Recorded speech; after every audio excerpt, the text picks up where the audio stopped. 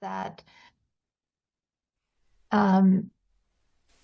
this monk who has done this writing is he shows one little section from the lump of foam sutta covering each of the aggregates, and then he makes a comment about it.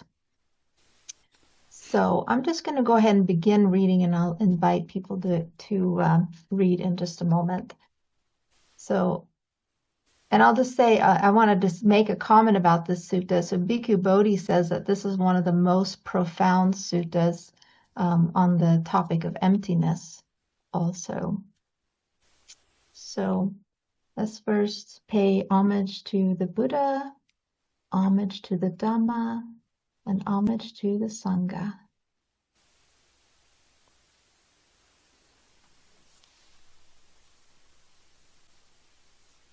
So on one occasion, the Blessed One was dwelling at Ahoya on the bank of the river Ganges.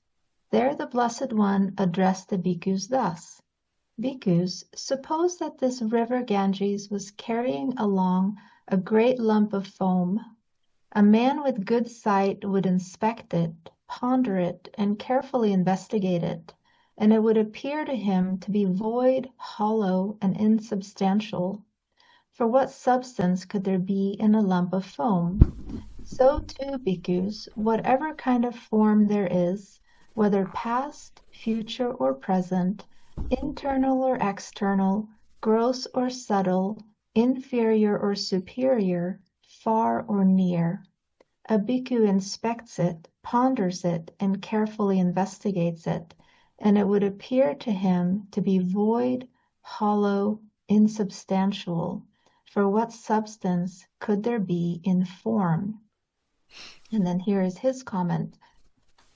Here the Buddha is using the simile of a lump of foam to a body.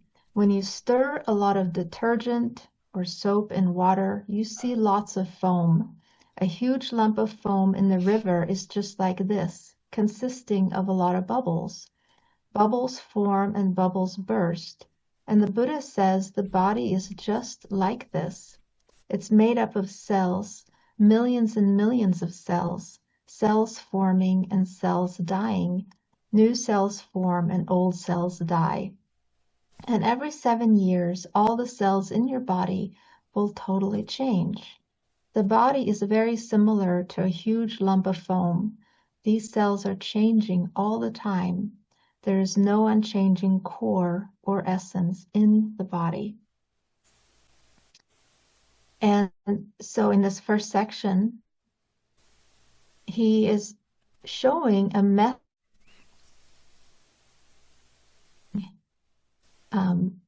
looking for the self, looking for something substantial, and seeing for ourselves in these aggregates so that we can basically learn to see them as they really are. Because as this sutta goes on, it will show how we take things that we can see and then we make up other things about them that maybe have no reality whatsoever. It's just mind-made stuff.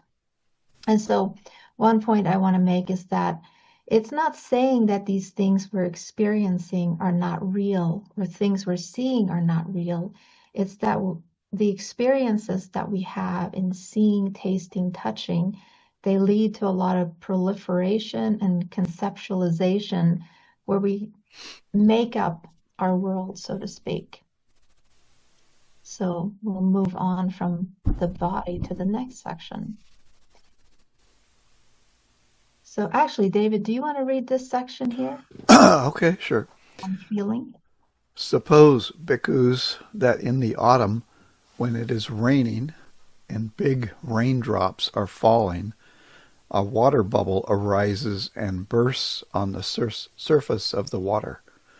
A man with good sight would inspect it, ponder it, and carefully investigate it, and it would appear to him to be void, hollow, insubstantial.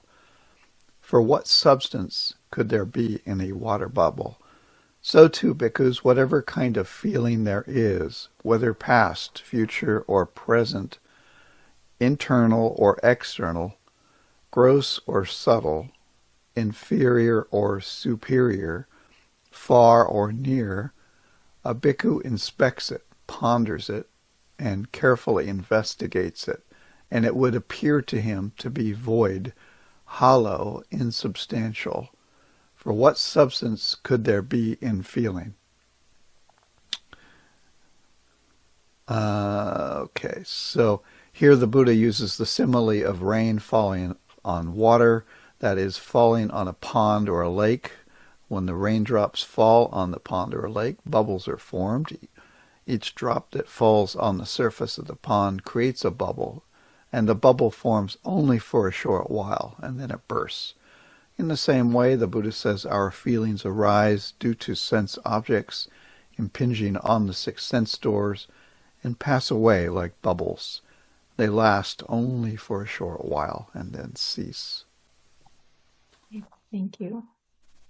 Yeah, and as we were actually just looking at this little section the other day, in the back in the comments and in the Samyutta Nikaya, Bhikkhu Bodhi mentions that in the finger snap there are 100,000 kotis of feeling that are arising, and actually it's much more than that, because one koti is equal to 1 million.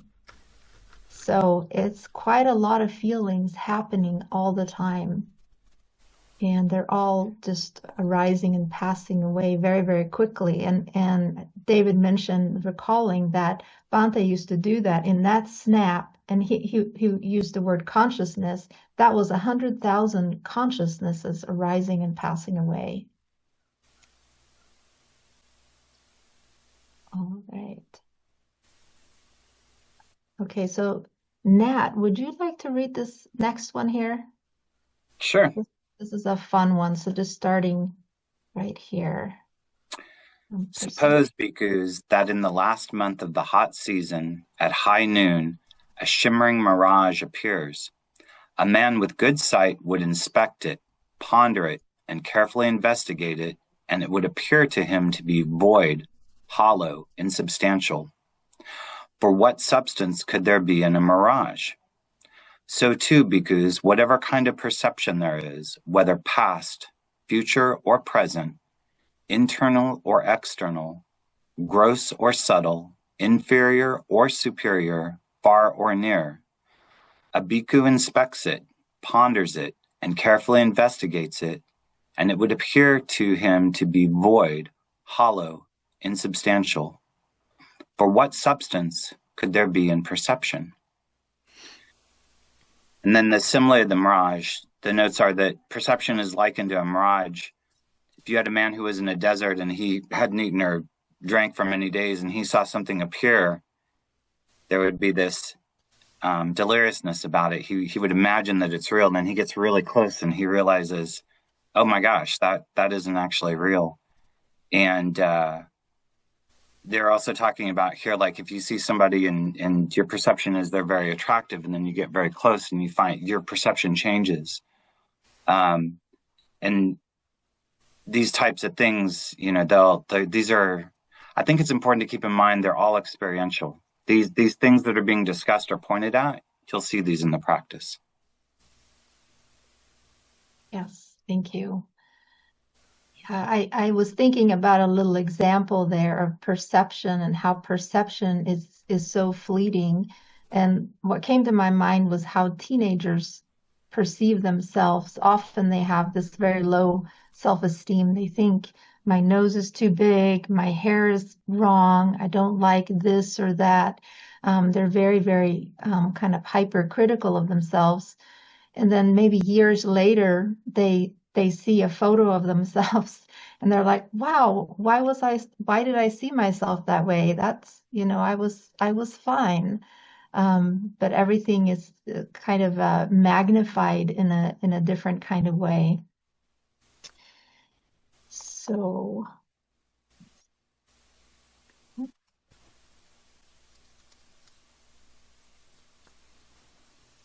okay, so do we have a third person who would like to read? And if not, that's fine. We'll go ahead and do this. I'll read. Oh, okay, great. Thanks, Anne. Okay, right here.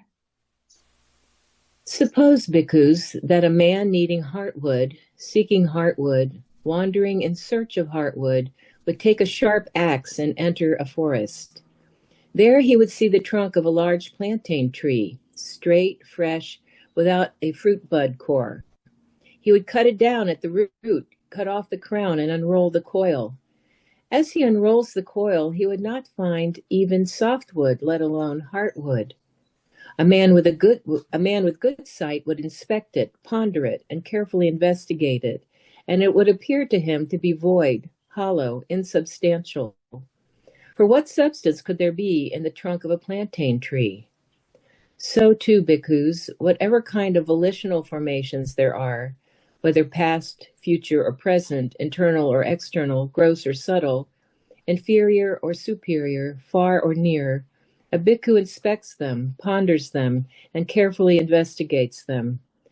As he investigates them, they appear to him to be void, hollow, insubstantial. For what substance could there be in volitional formations? The simile of the banana tree.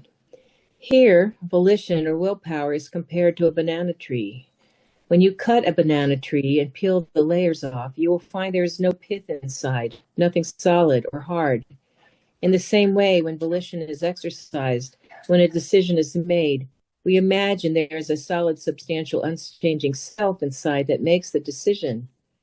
The Buddha says there's no such self, nothing inside but an ever-changing flux of energy. Great, thank you. Yeah, so this one really points to how we think that there's a doer in decision making.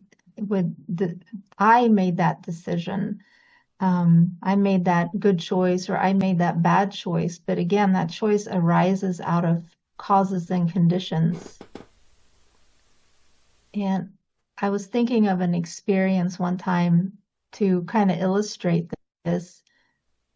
When I was going back over a calendar that I had when my kids were little and I was working, I was going to school, and I could see all these things I had been doing every day. And for a moment, I looked at it and I thought, wow, I can't believe I did all those things.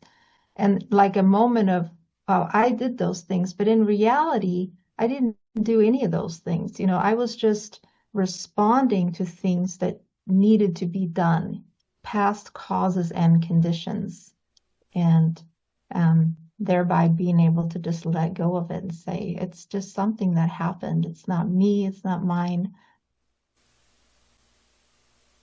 Right.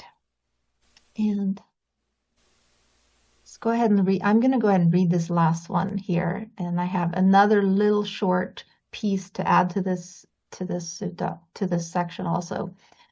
Suppose, bhikkhus, that a magician or magician's apprentice would display a magical illusion at a crossroads. A man with good sight would inspect it, ponder it, and carefully investigate it, and it would appear to him to be void, hollow, insubstantial. For what substance could there be in the magical illusion? So too, bhikkhus, whatever kind of consciousness there is, whether past, future, or present, internal or external, gross or subtle, inferior or superior, far or near, a bhikkhu inspects it, ponders it, and carefully investigates it, and it would appear to him to be void, hollow, insubstantial. For what substance could there be in consciousness? And so here he talks about the simile of a magic show. Here the Buddha says consciousness is like a magical illusion. We see ourselves now as a human being.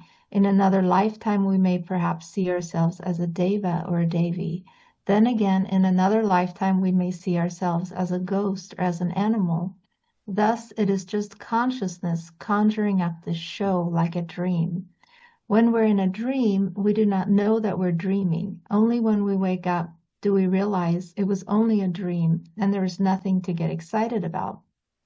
Similarly, this world appears real to us. One day, if we're enlightened, we will realize it's just like a dream, like a magic show. Now, this section is very, very deep, and I think we want to make sure to understand it. And so what I want to add to that is a small section out of the Kalaka Sutta, or this is the sutta that is that's used in the commentary Magic of the Mind by Bhikkhu Nyanananda. And this is an incredible little section out of that sutta. And so this is, and I love how this is worded, so that's why I wanted to share it. So, having seen what can be seen, the Tathagata does not misconceive the seen, does not misconceive the unseen, does not misconceive what can be seen, does not misconceive one who sees. And then after that, he goes into other senses also. But we're just going to look at this just to kind of clarify what this means.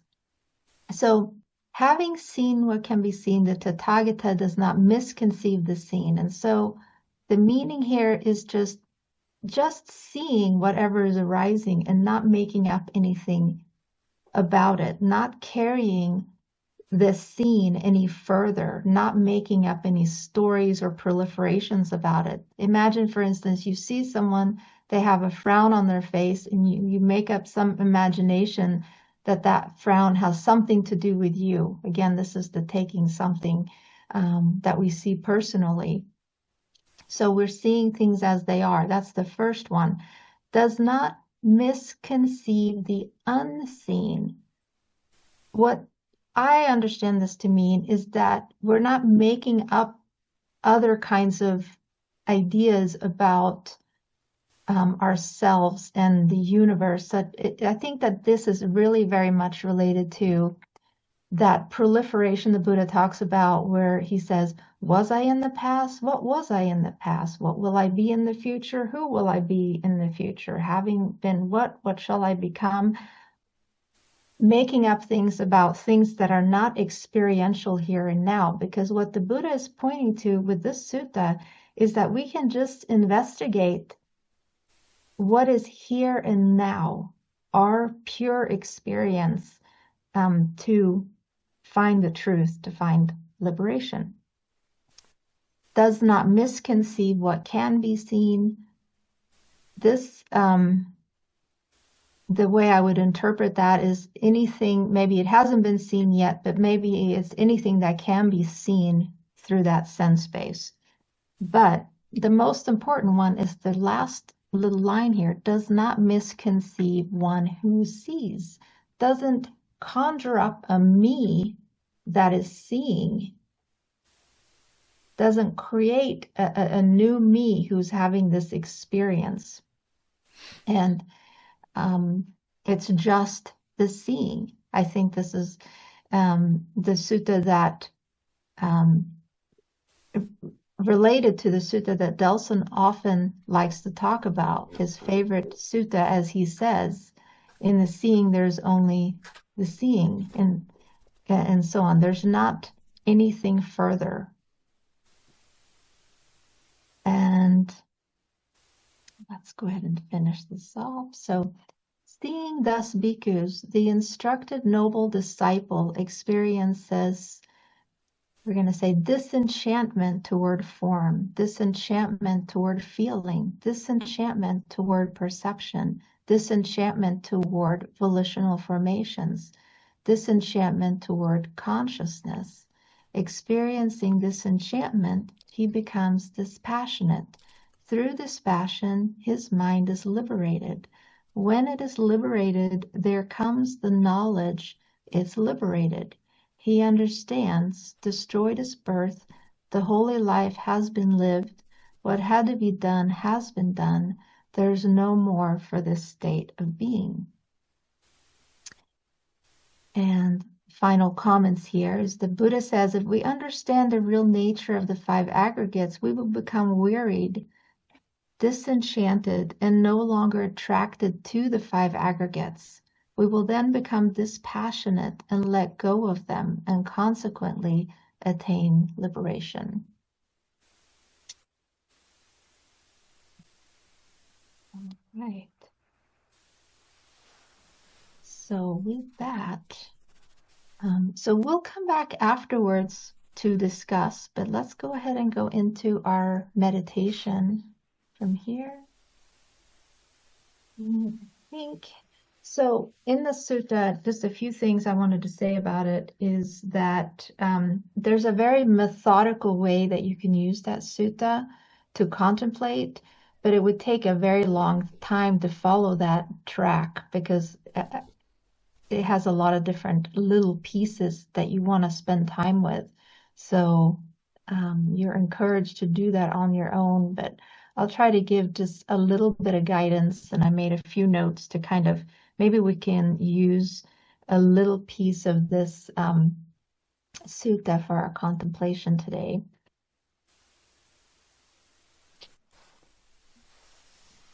All right, so go ahead and begin to make yourself comfortable wherever you are.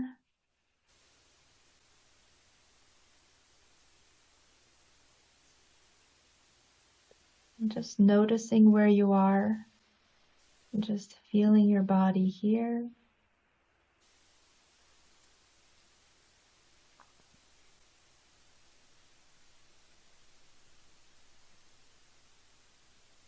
Notice your connection with the chair or the floor.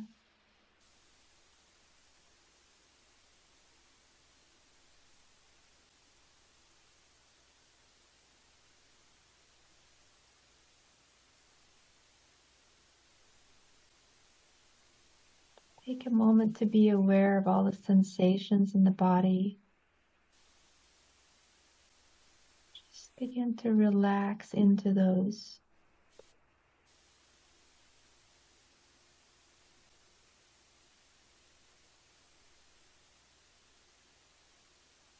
There are many, many feelings arising and passing away right now.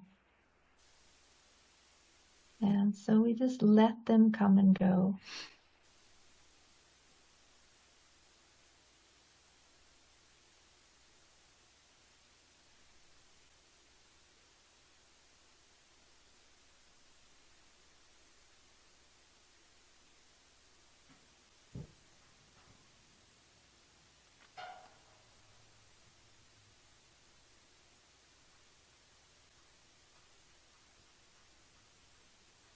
And let's just begin to relax and soften into the experience.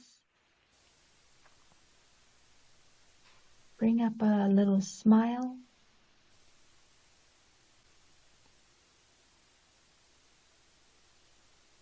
An actual literal smile on the lips.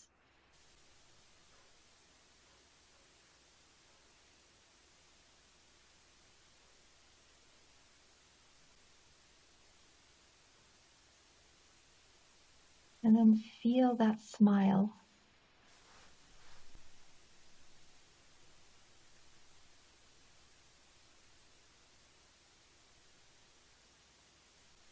You can feel the smile in your mind. And feel it in your eyes.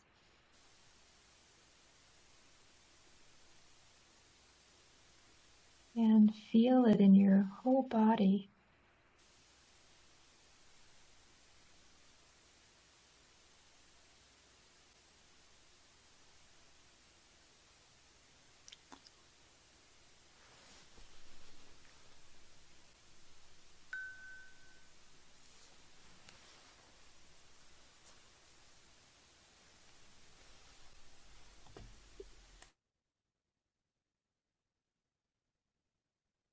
And bring up some loving kindness for yourself.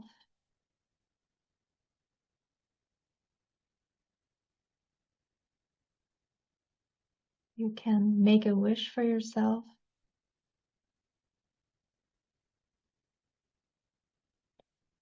May I be happy.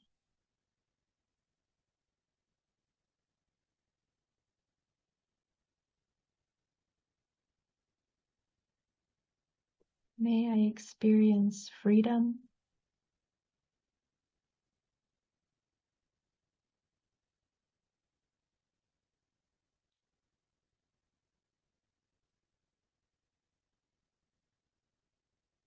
May I be able to experience the truth and see things as they are.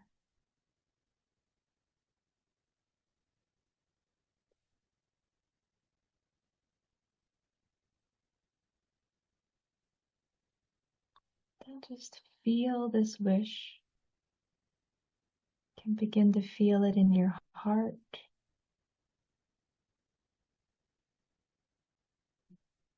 It might be a soft vibration.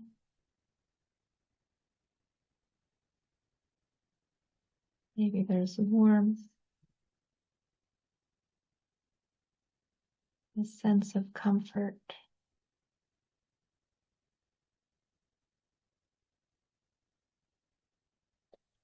Just notice what is there and know that your wholesome intention is behind that wish.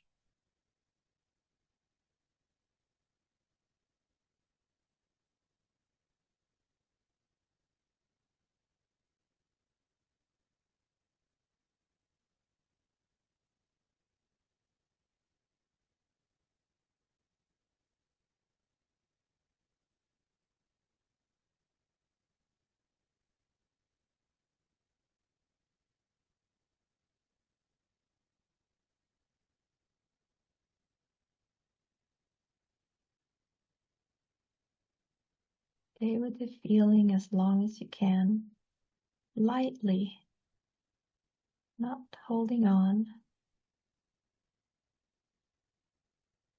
Just kind of resting in the feeling of loving kindness.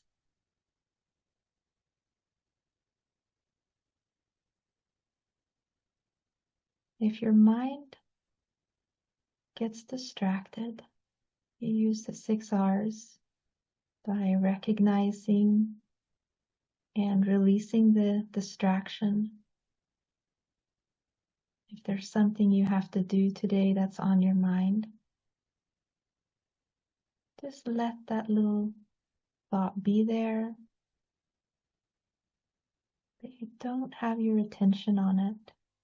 Let it go, relax, smile, and come back to wishing loving kindness for yourself.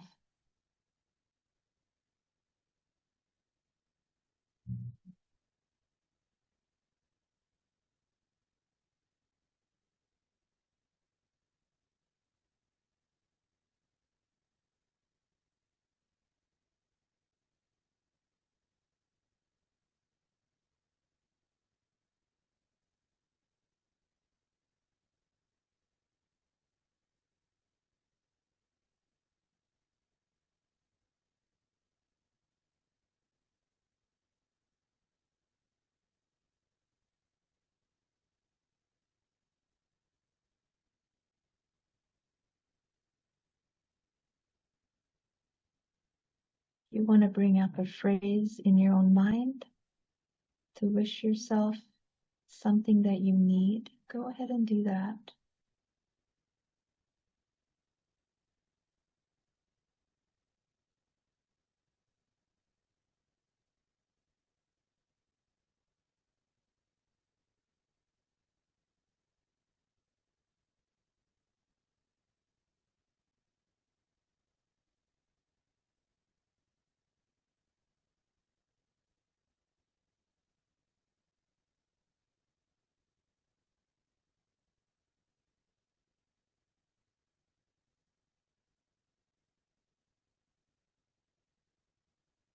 You can share some loving kindness with some other being. Maybe it's a person that you can see on this Zoom call, or maybe everyone on the Zoom call. Just practice wishing someone else to be happy and for them to be free of their suffering.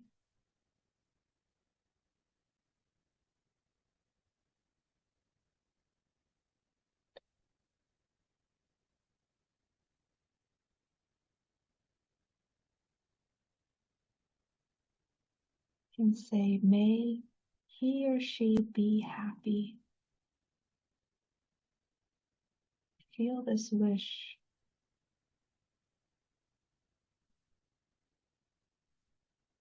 Surround this person or people with that warm feeling of loving kindness, just wrapping them up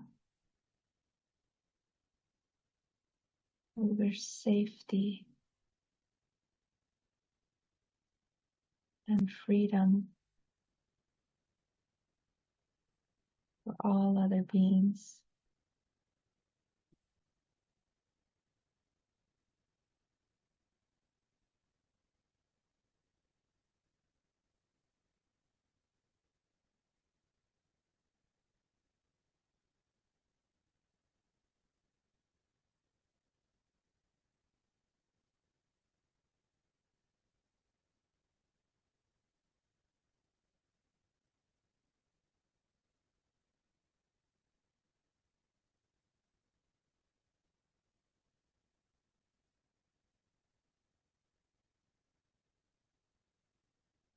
And just bask in this feeling with your friend or with all your friends.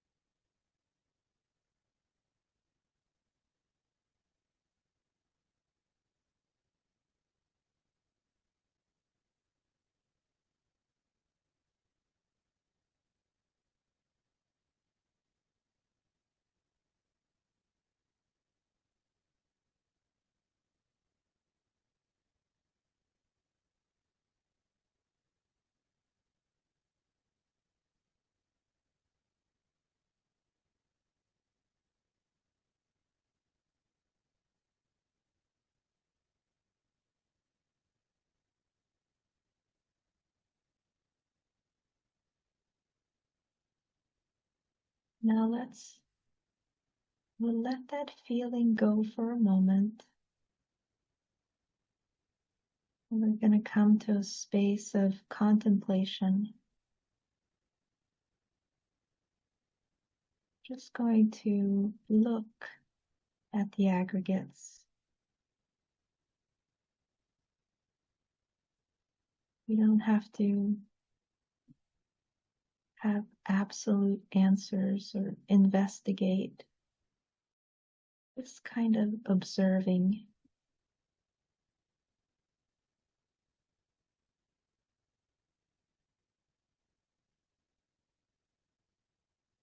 As you're sitting here with your eyes closed, you can start with looking at the body.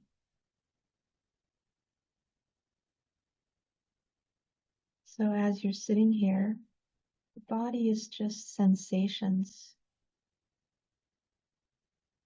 You might notice warmth or coolness. Maybe you notice some internal movement, tingling, pressure.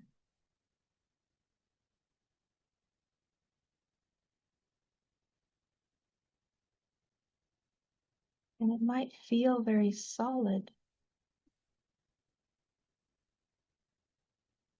but in this moment, is it just sensation arising and passing away?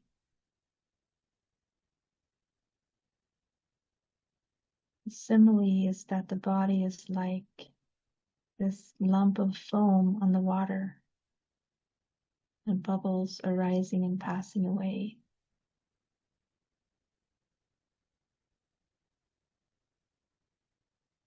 Is there anything in the body that is always the same, that never changes?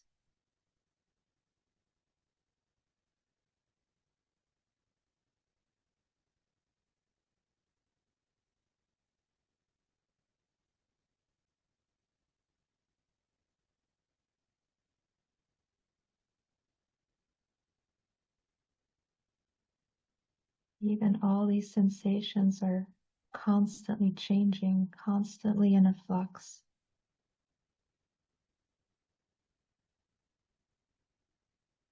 One moment you think of this part of the body, and then another part. Sometimes we don't even think about the body at all. The mind is far away.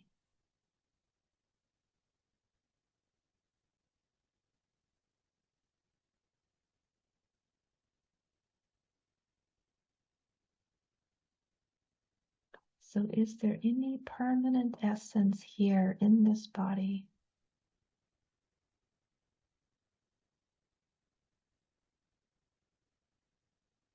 Just notice. And notice if you feel just a little bit lighter, then you can go with the flow of the changing body.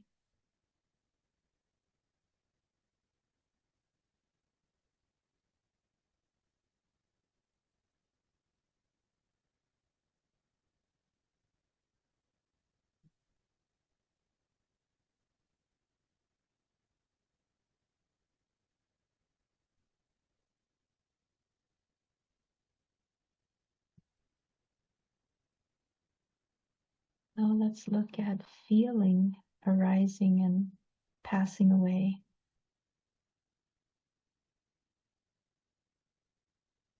And if we just keep it to noticing pleasant, unpleasant, and neutral feelings.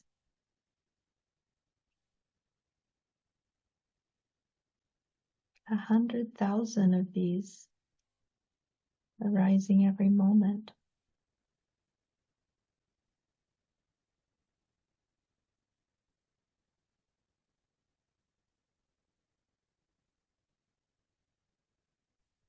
Is there anything that's solid in feeling?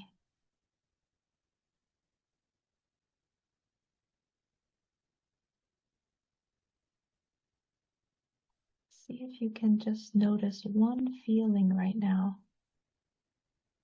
See what happens to it. Maybe notice a sensation in your hand, or in your head, or anywhere. Could be ear feeling, body feeling, mind feeling.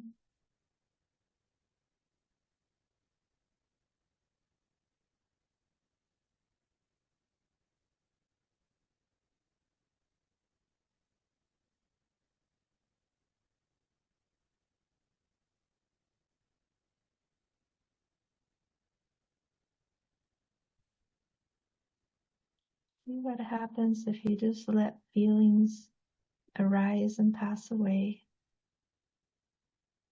without getting involved in them.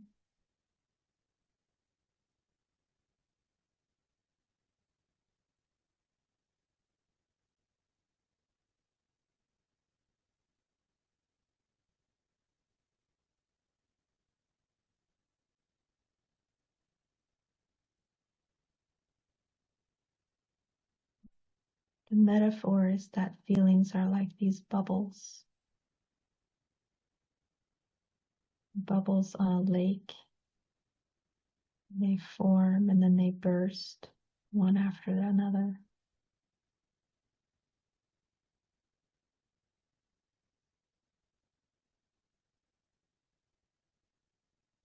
And every time you let go of a feeling, you let go of suffering because you didn't follow it.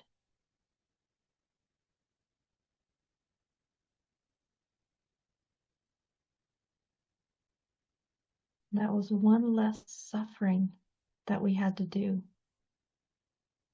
every time you let go.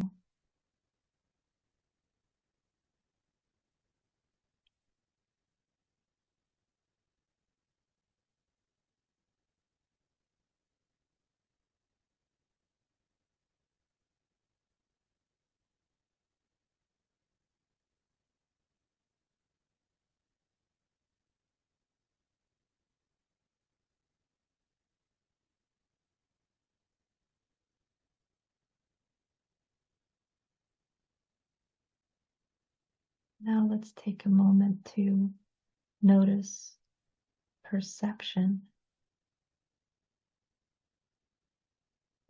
Perception is like a mirage in the sutta we read.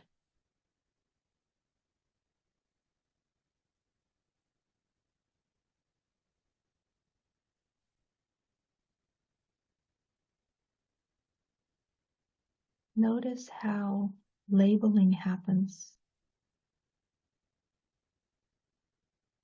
Comfortable, restless,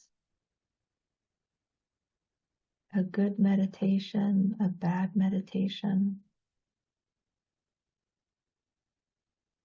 distracted.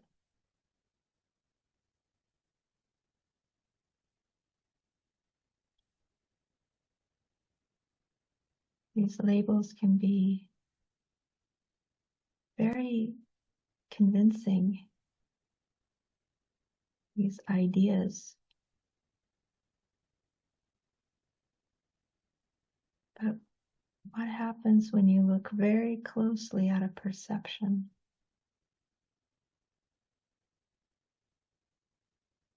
Is a perception solid?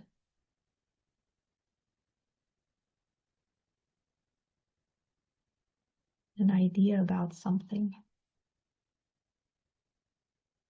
Can you exchange an idea you have and give it a new idea?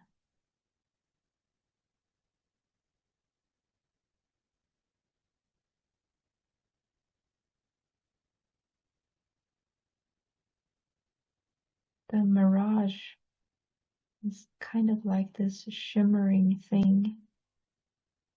It's not quite solid, not quite real.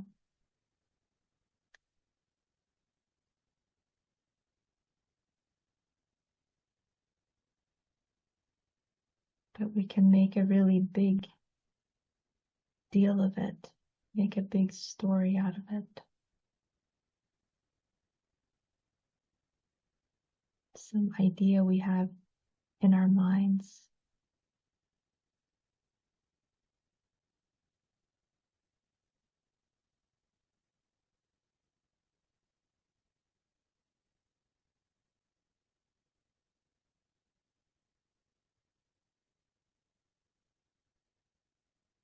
So is there anything permanent in perception?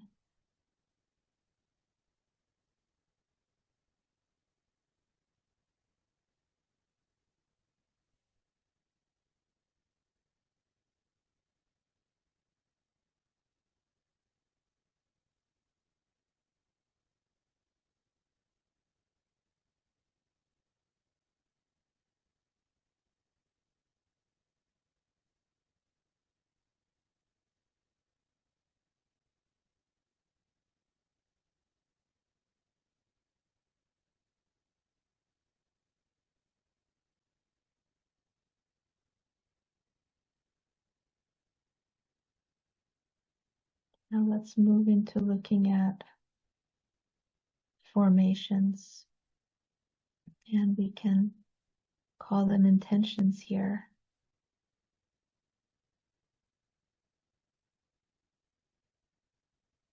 You might notice intention even as you're sitting here.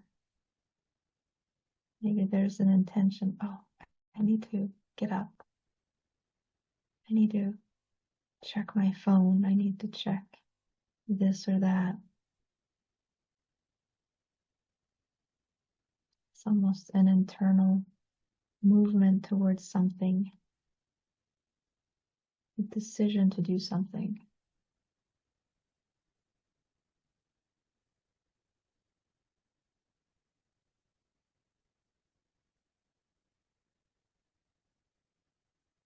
We kind of assume that there's a controller inside of us. It's making these decisions happen, or intentions happen.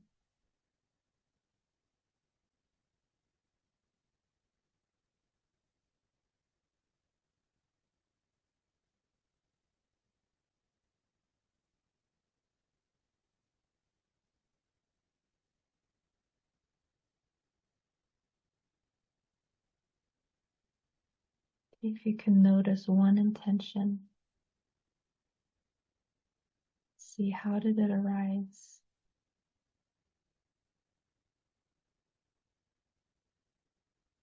There was probably contact, maybe a thought contact that arose, a memory. Oh, I need to do this. And there's a little slight kind of urgency to go do that thing.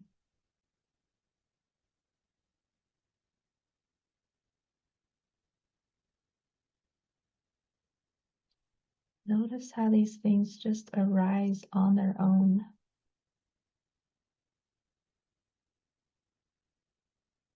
You can relax into knowing that they'll just keep arising.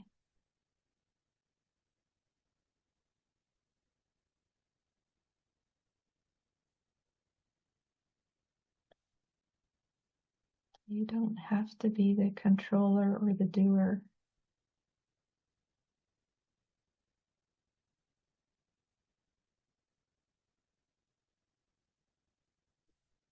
Because they'll keep coming anyway.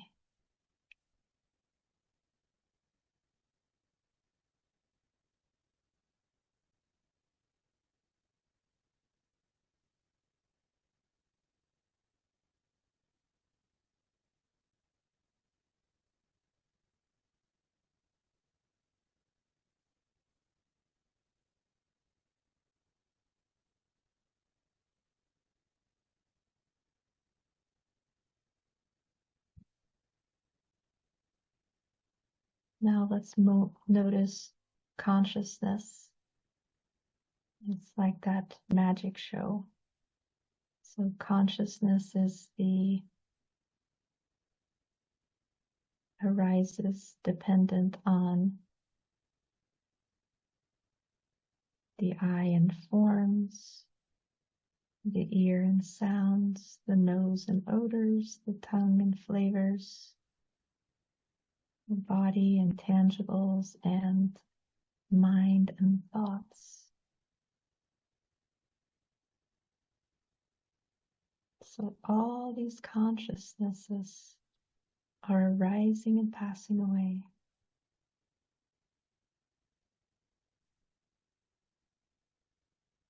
It might feel continuous. They've kind of been strung together to look like a film, but there's just one after another.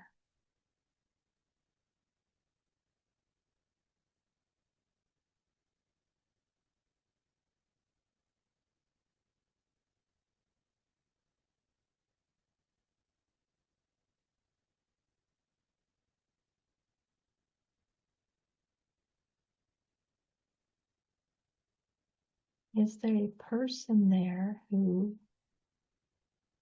is experiencing these things? Is there an owner of all this experience?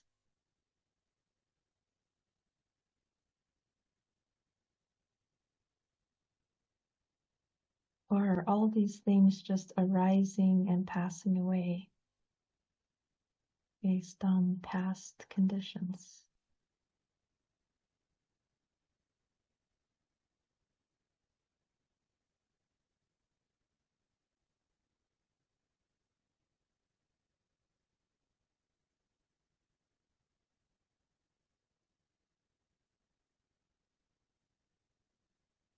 So we can practice just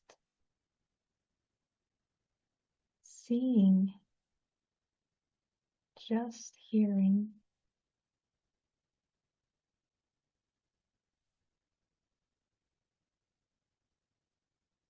without getting caught up in it, carried away in it.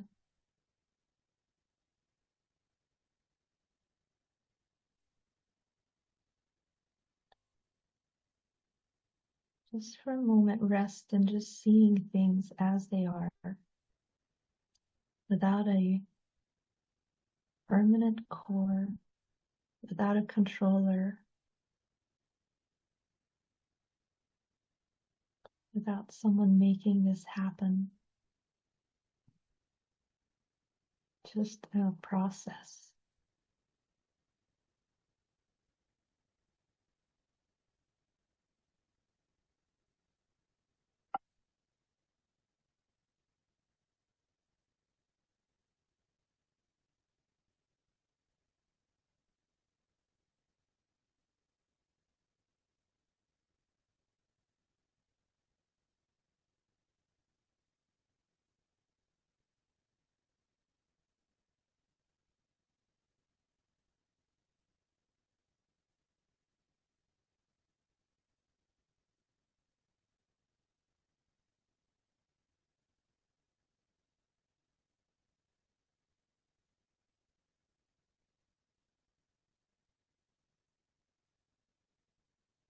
So let's begin to bring our awareness back to being here and now in the body, present.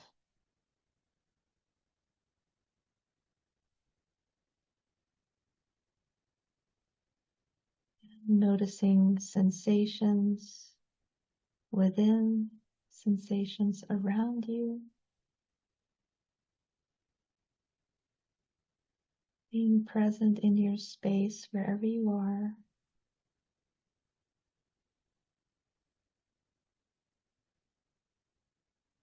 And you can open your eyes and come back into the room.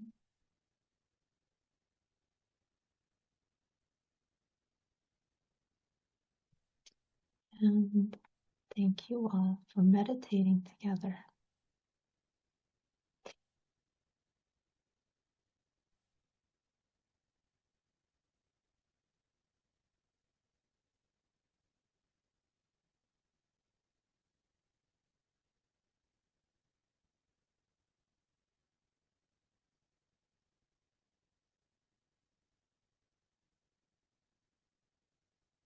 Okay. Right. So, very good. I was just thinking a couple of things I wanted to say that came up for me was just to imagine how relaxed we would be, I would be, if I just rolled with the fact that everything is arising and passing away. It's almost like everything is arising and passing away, but we cling here and there. And so it becomes this fight, this tension that we're always holding on to things. And also, if we see things this way, how less seriously we would take ourselves and the situation. We really do. I think Bhante had such a perfect way to teach us to say, don't make a big deal out of anything and just don't take things so seriously. So that's my goal anyway. So this is an opportunity now for anybody who would like to share kind of their insights from the sutta, insights from the meditation,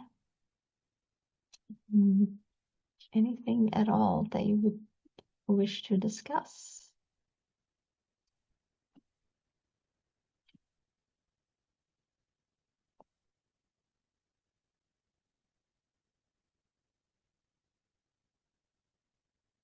Yeah, and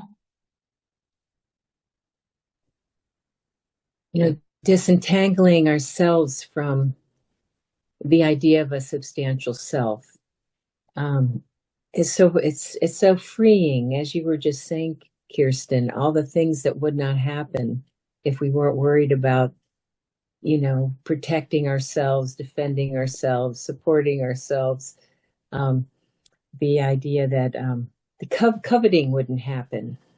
We wouldn't think others are better because we now understand that others also don't have a substantial hold on anything. Everything is in flux for everybody, and it has several. Letting go has several things. Your heart opens because you realize we're all, kind of going through this, and then nobody's got it easy, and then also gratitude comes up because one can access the perspective of freedom, the idea of being unentangled. And then the other thing that came up is I have one of these little things that show pictures, pictures from my life. It's in the dining room, and I look at it and I go, oh, wasn't that a wonderful time? And I see the reaching to want to repeat that, and I go, no, that was ephemeral. There was no more. That was that. That's that. And there's that's that, and that's that, and it's all passing, and it's all past, and it's all ephemeral. Anyway. Yeah, I love that. I think, yeah, the sutta is pointing to revulsion or disenchantment. It's like, that's enough. How many times do we have to do this? It's really perfectly fine. And I think the key about compassion, you mentioned that. I think compassion is an incredible doorway into meditation also. Like when you really see your own suffering and then you understand other people's suffering, and you just can't harm anyone intentionally at those times. That really is the path. That word revulsion, I know that, I don't like that word revulsion, or I prefer disenchantment because it seems less harsh, but I can see it better as I find that, it's like you don't want to be bit by the snake of your clinging.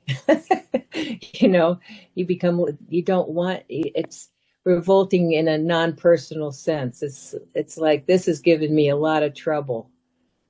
This suffering has arisen due to this. Why would I want to keep going in this direction?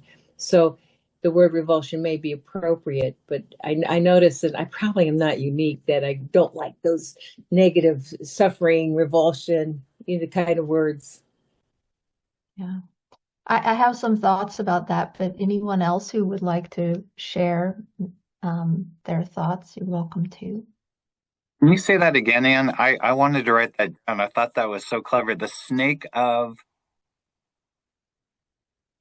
Well, you know how people use that snakes as a simile, like you don't want to pick up a snake and be bit by it, Right. and start to look at that, all of that, all of the, however we are self-aggrandizing, however subtle or grand, it stops being attractive because it has caused suffering.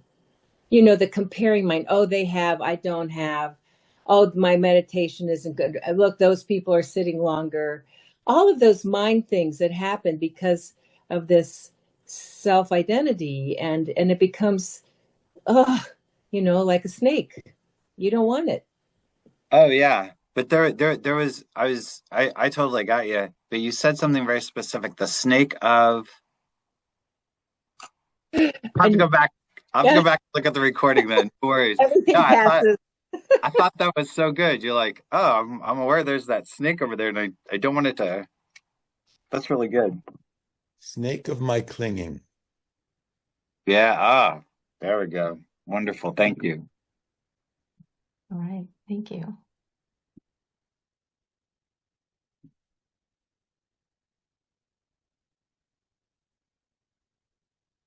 All right. Anyone else?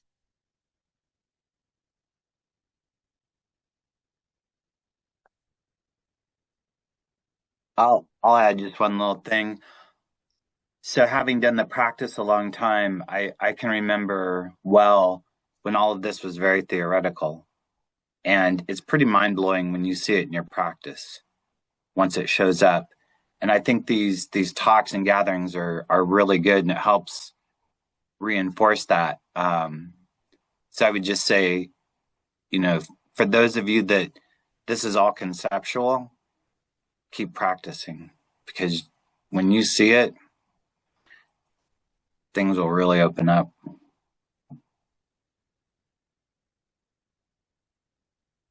Yeah, Nat, I agree with you in the sense that one of the challenges is the Buddha says what it isn't, but he doesn't ever say what it is. And so you should think and look and see what's there in your own experience, and you can see, certain all these pieces that he's saying. You can actually start to identify them. So there's the mind, the inner speech. Who's saying that? The thoughts arising. Who's producing that? The sense of observation. What's going on there? And when you start to meditate on this and look closely, you'll be like, oh my gosh, I kind of start to see what he was saying. And then the question becomes, well, what is there? And what's there really is for you to discover, I guess. But it seems like things are happening after the fact. Like it's happening and then you're describing it happen. There's almost like this observer, this commentator. And the way it was described to me is we think we're the CEO or the president in the sense that we have agency, we're directing our minds, all of this stuff. But actually we're the press secretary just explaining what's happened after Congress which is all our little sub-modules have gone off and done something. So that was kind of a metaphor that kind of helped me, and I could start to see it in my own behavior, and that I'd do something that I would regret, and I'd say, who did that? Why did you do that? Why did you eat that cookie? You're supposed to be losing weight.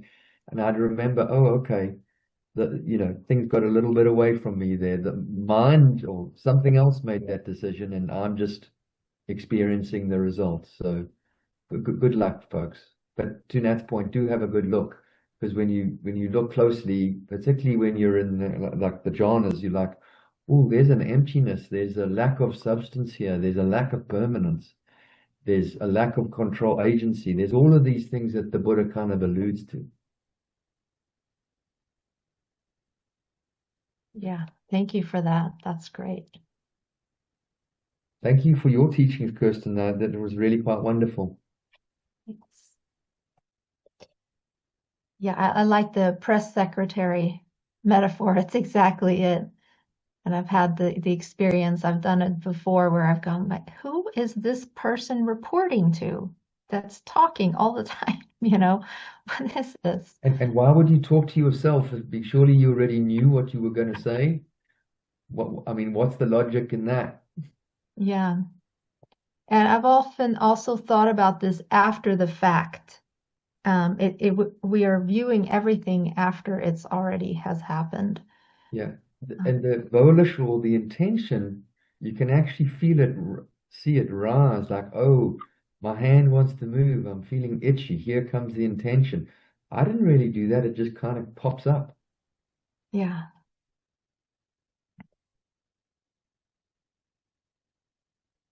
Anne, go ahead. I wonder if this happens to other people, because a lot of times it's after the sitting and I get up to stand that interesting things happen. Like maybe the mind was too busy trying to see or, working too hard. And then I get up, and as I'm walking around, I get hit by jhanas walking around after I sat.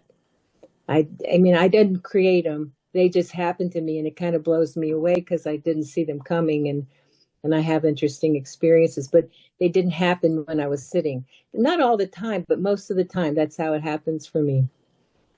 Yeah. I can share on this if you'd like. Most of the real insights arrive when you're walking back from the Dhamma hall after the meditation.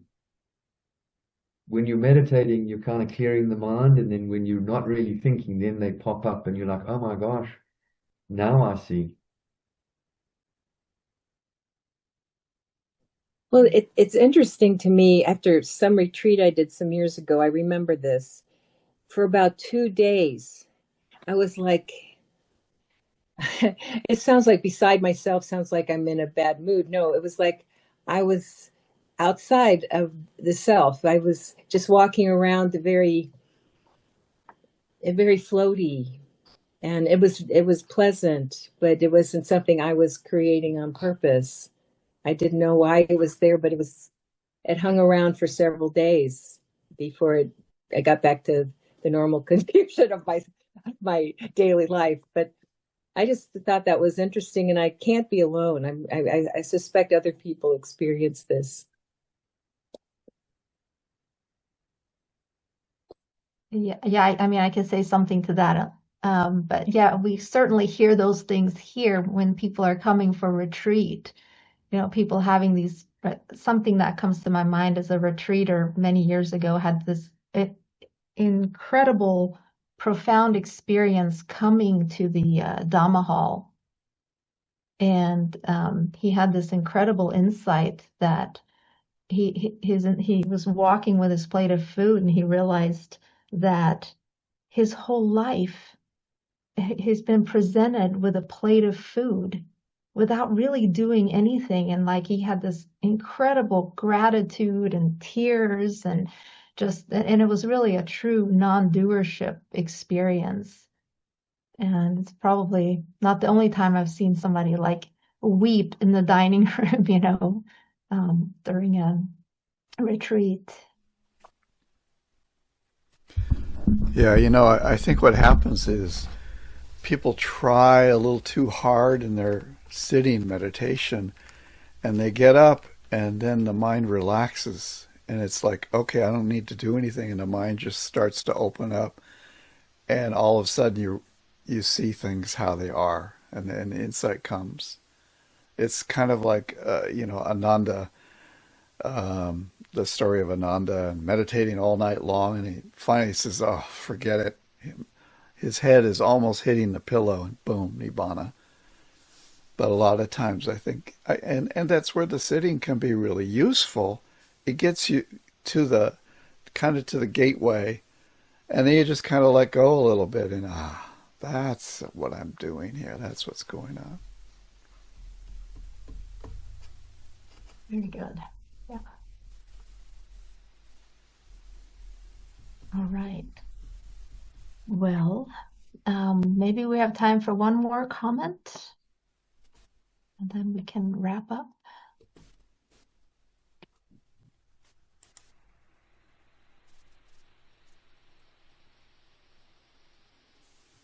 All right, Ryan. Yeah, mine is a question. How do we square the last part of the reading where he says, the Buddha says that if we become wearied, disgusted, no longer attracted to the five aggregates, then we can let go of them and attain liberation. How do we square that with Bhante's teaching on the importance of smiling and being happy and the conduciveness of that to progress? Because it almost sounds like those could be at odds. Well, I'll just comment on that. The smiling, that's the preliminary part of the practice. It gets you to the tranquil, to the bringing up the loving kindness feeling, gets you started into the jhanas, and then once you're going, then the insights start to come. And at the very end of the practice, and this sutta reminded me very much of the Successive Six. At the very end of the practice, when you're in neither perception or non-perception, you start to see things just arising and pass away, and they're completely insubstantial, as the sutta says. And then you see everything with disenchantment and with dispassion. The smiling is the initial practice. It develops your mindfulness. It makes you more alert and softens you. So really kind of two different parts of the process. Okay. And yeah, that's great. I'll say one little thing about it is also that, at first when we start the meditation, we have an object, and we have that object all the way until the very, very last part of the meditation where we drop objects. This is where, like Delson, for instance, says, here we do nothing. You start to drop, but we have to have something at first to do to collect our minds around. Okay. Thank you. Yeah. Thank you. All right. Well, in that case, let's go ahead and share some merit.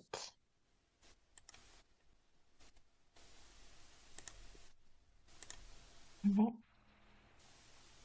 May suffering ones be suffering free, and the fear-struck fearless be. May the grieving shed all grief, and may all beings find relief. May all beings share this merit that we have thus acquired for the acquisition of all kinds of happiness. May beings inhabiting space and earth, devas and nagas of mighty power, share this merit of ours. May they long protect the Buddha's dispensation. Sadhu, sadhu, Sadhu, sadhu. sadhu, sadhu.